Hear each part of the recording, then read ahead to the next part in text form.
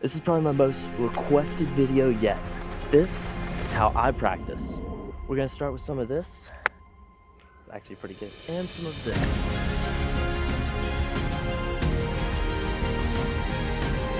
Then we're gonna talk about this. Bruh, we're rolling up there. Finally, we're gonna talk about how I practice this.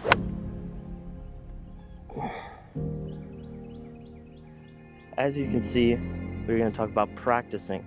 This was requested a few times, and it seemed like a good time because I need to practice. So, we're gonna talk about first a very macro view of practice, like over the last decade. Then we're gonna talk very micro, like what I'm doing today. And then we're gonna go kind of in the middle and talk about how I plan it out over months.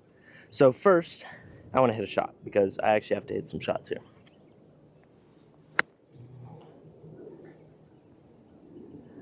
So over the last decade, the way I have approached practice, and please note, this is how I practice, that doesn't mean you're wrong on any hole. There's a chance I probably make a par on one of those 18 and that breaks 90. And that was a big goal for me for a long time. Now I'm pretty much scratch at this point.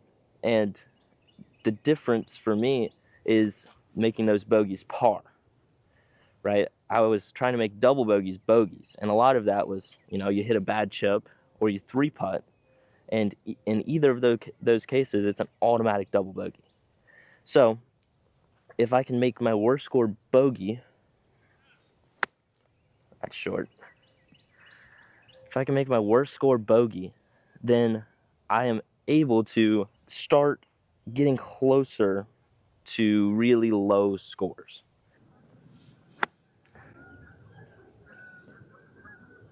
Ooh, almost made it.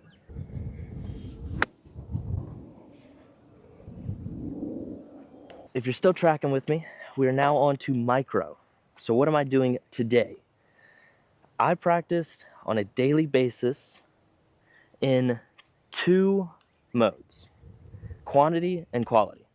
Or a better word for quality is creativity. Especially with short game, I can sit here and hit this bunker shot 100 times. But the only thing that I'm going to gain out of that is a consistent swing, if you will, consistent form. But the feel and the touch doesn't develop that way.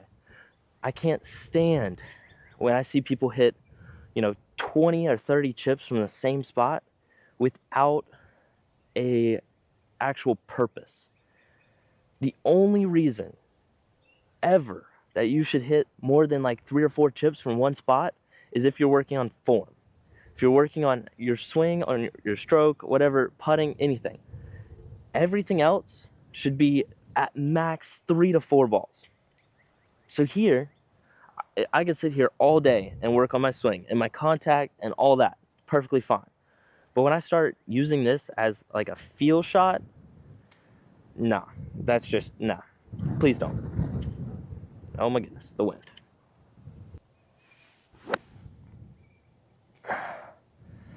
So I typically practice with one set, if you will, if we put this in like gym terms, one set or one round of quantity.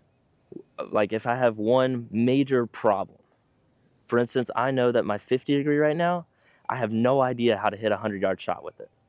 I will sit there and hit that 100-yard shot for days. But after that one set of quantity, everything after that is quality. So I'm going with 3 balls around the greens, around the practice areas, and finding the hardest shots or the most creative, it's not creative or hard shots that I can find. And from those, I try to get 3 as close as I can. I want to feel as confident as possible that I can get all 3 of those up and down from anywhere. Anywhere. You put me anywhere, out of the pine straw, on top of a bush, sitting on the roof. I want to be able to get those up and down every single time. Just some simple things that I do after every 3 shots: clean my club face. After every 20-30 shots, I'll like really clean the grooves, get in the grooves there. And there was another thing I thought. Unfortunate. Putting. I can't stand putting. I can't stand practicing putting. It's boring to me, and I'm like done putting in about 20 minutes. So for me, the more boring something is to practice, the more I have to put numbers with it. I'm a math guy. It works for me. I have to put, I'm going to hit this many putts, or I'm going to shoot this score. One of my favorite drills is to putt with my eyes closed from 20, 30 feet, and I have to get 3 in a row within the grip. Once I do that, I'm done. And that way I can kind of stay locked in, but also know that I'm really close. Like I can see the light at the end of the tunnel, because as soon as that light goes away, I am done. And I just want to go home. I don't know what it is about putting. It's just what it is. I don't know. Another one is I'll take a club length and put 8 tees around and just make all 8 in a row, and you're done. And I think by simplifying that and breaking it down into building blocks, I'm able to actually practice longer and stay more mentally engaged and less, oh my gosh, there's a squirrel kind of action. It works for me. I don't know. Now, I don't really want to hit too many more putts. I've hit 127 6-foot putts this morning because we have an Instagram challenge where you can win a Vizio-mat if you just follow. That's it. When we get into 10,000 followers, I'm giving away a brand new Vizio-mat. So, go follow. But also, I'm tired of making 6-foot putts. So we're going to move on to something hopefully a little more fun if we can find some range balls. Before we do that, let me show you some of these creative shots that I'm talking about with short game, because I didn't show those. Let me go show those. So I found the firmest lie around this green. It's on a downslope to a short-sided pin.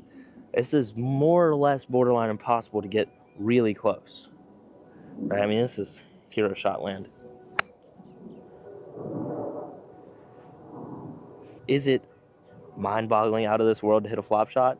Not necessarily, but the other shots I could play here are what make it creative. Let me show you. Got an 8-iron.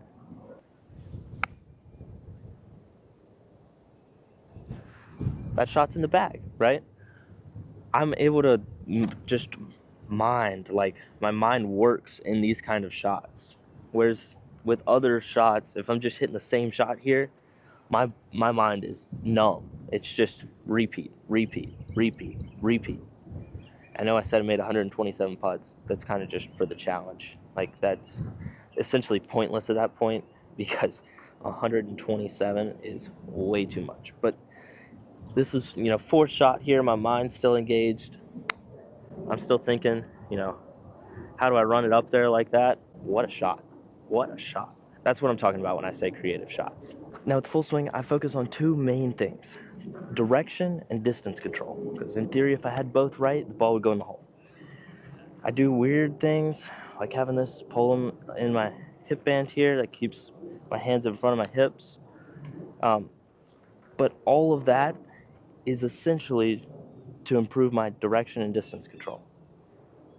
So I really focus on the range to hit a lot of repetitive motion, because unlike chipping, I want every shot to feel the same here. I want every 8-iron to feel and go exactly the same distance. But I also get creative because I get bored. If I sit here and hit 8-irons all day, this is a sand wedge, by the way. I can sit here and hit sand wedges for a while, but not all day, right? If I have to add some creativity, so I get some shot shaping in there as well.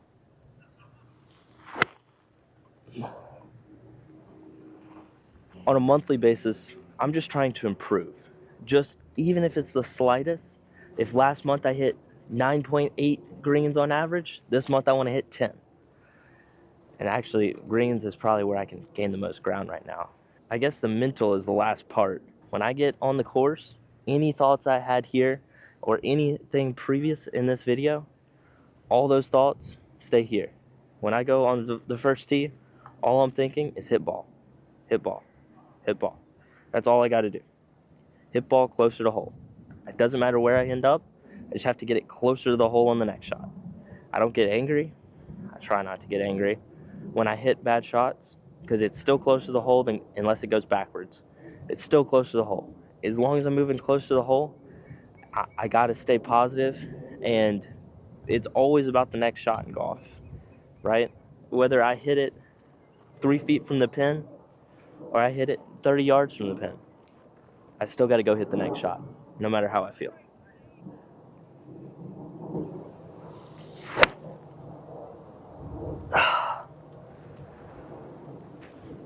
That's how I practice. I hope this helps. If you have any questions, you're welcome to leave those in the comments. If you like this and want to see more, go ahead and hit the subscribe button, hit the like button. I don't always post educational stuff, I guess, informational. I try to also be funny, but you got to be either good at golf or funny on YouTube, and unfortunately, it appears I am neither. No, I'm probably a little bit funny. Just a little bit? I don't know. We'll see. See you guys.